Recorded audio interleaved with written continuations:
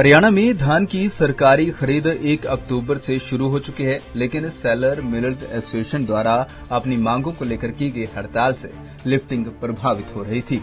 कल ही कार्यवाहक सीएम नायब सैनी के साथ सेलर मिलर्स एसोसिएशन की सफल मीटिंग हुई, जिसके बाद आज अंबाला शहर अनाज मंडी का दौरा करने एसीएस अंकुर गुप्ता पहुंचे, जहां पर उन्होंने मंडी की खरीद उठान समेत अन्य व्यवस्थाओं का जायजा लिया। इस मौके पर एसीएस अंकुर गुप्ता ने किसानों, आढ़तियों और सेलर्स मिलर्स एसोसिएशन से भी मुलाकात की।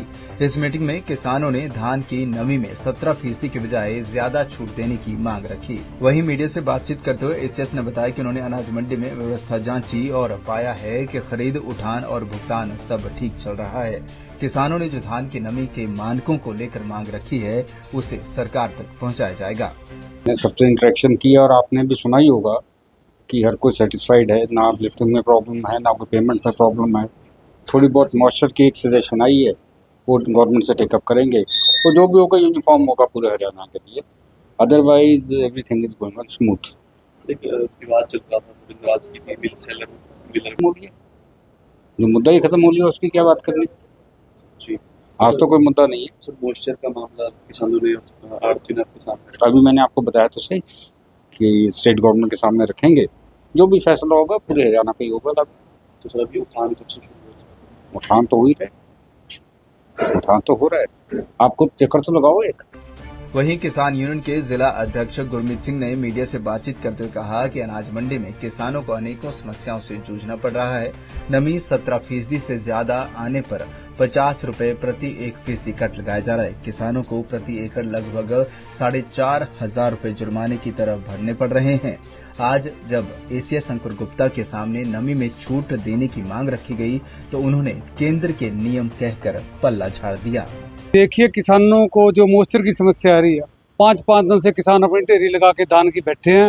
मॉइस्चर 18-19 से कम बिल्कुल नहीं आ रहा और सारा मॉइस्चर की गवर्नमेंट खरीद करती है।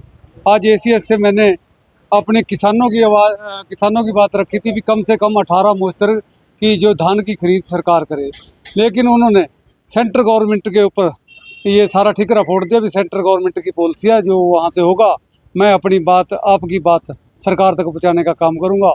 और लिफ्टिंग बहुत बढ़िया तरीके से हो रही है, लेकिन कल तक तो लिफ्टिंग में बड़ी दिक्कत थी।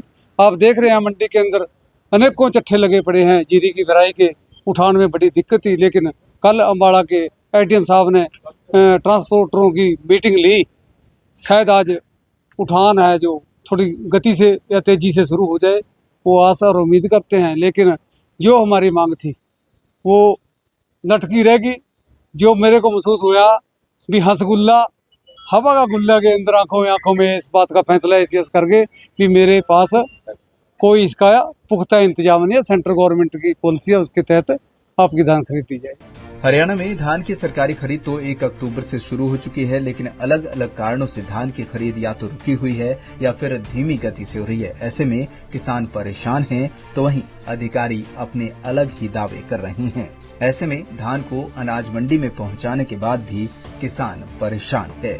पंजाब केसरी टीवी के लिए अंबाला से कृष्ण बाली की रिपोर्ट।